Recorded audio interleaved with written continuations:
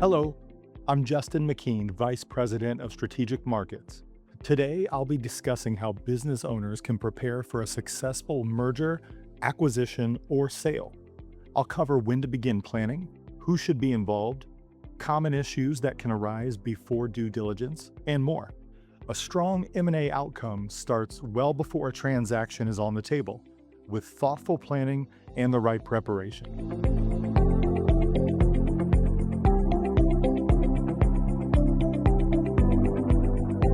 The simple answer is the sooner the better. Since M&A is about a lot more than just revenue, business owners should consistently review their numbers, their commissions, their fees, their margins, their staffing levels, and their growth.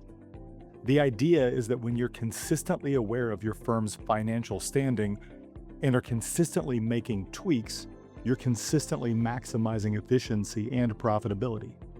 For sellers, this will help maximize their enterprise value. For buyers, this will provide clarity around areas of existing strength that they can build upon and areas of opportunity. Understanding and accepting your company's strengths and weaknesses provides a compass that points toward the best long-term partner.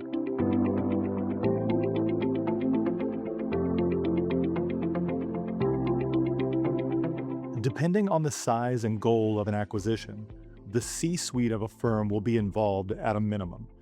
If the larger goal of the buyer is not only to acquire new clients but also new employees, it's a best practice to involve managers so they understand how the new staffing model will work and can provide guidance or suggestions to the decision makers.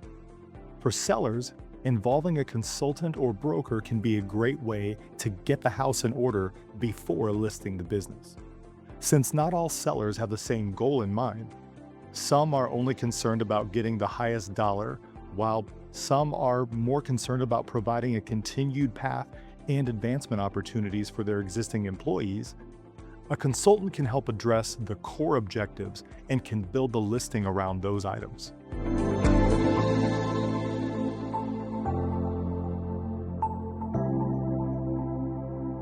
A big issue I typically uncover is that most firms that want to acquire aren't sure what they should be looking for. For example, scale. It's very risky for a firm with $1 million in revenue to acquire another firm that's generating $2 million in revenue. It creates a threat for the buyer because they're tripling in size and usually staffing overnight.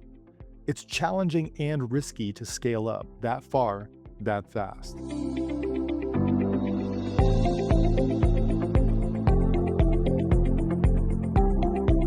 Communication, direct communication, and creating and implementing a thoughtful transition plan. With employees of the selling firm who will be moving to the buying firm, a face-to-face introduction with the new owner or owners allows them to see for themselves who will now be at the helm. Question and answer sessions are always well received and create an atmosphere where employee concerns can be heard and addressed immediately.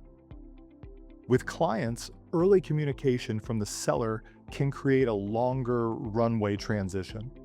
Additionally, hearing the news from the selling firm directly, which they may have had a years-long relationship with, creates more trust and certainty. Let's face it, no one likes to feel as though the rug has been pulled out from underneath them.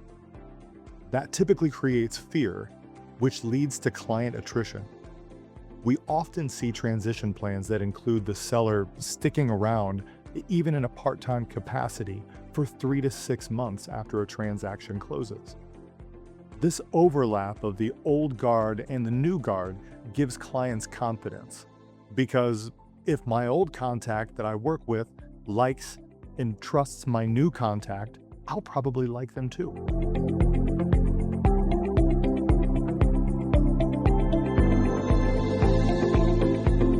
The simple answer is a well-thought-out plan. Targeting the right firm or book of business for specific, overlapping purposes is step one. Whether the buyer is looking for another firm with employees who already specialize in an area into which they want to expand, or the buyer's strategy is to further grow their specific niche, the smoothest mergers don't rely on revenue growth to fix all things. Having a plan for communicating with employees and clients is also crucial to a successful M&A transaction. Without employees and clients that both trust ownership, service levels and customer lists, not to mention client referrals, will decline and impact business revenue.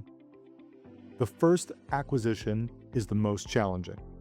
Many business owners don't know what they don't know, and unforeseen issues that arise during the first 12 months after closing require immediate attention.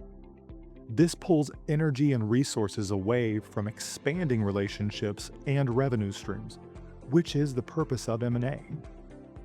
Preparing for a merger, acquisition, or sale is a significant undertaking, but early planning and a thoughtful transition strategy will have a big impact on successful results. By addressing key financial, operational, and organizational considerations in advance, business owners can help position their company for a smoother process and strong long-term outcome. Thanks for watching.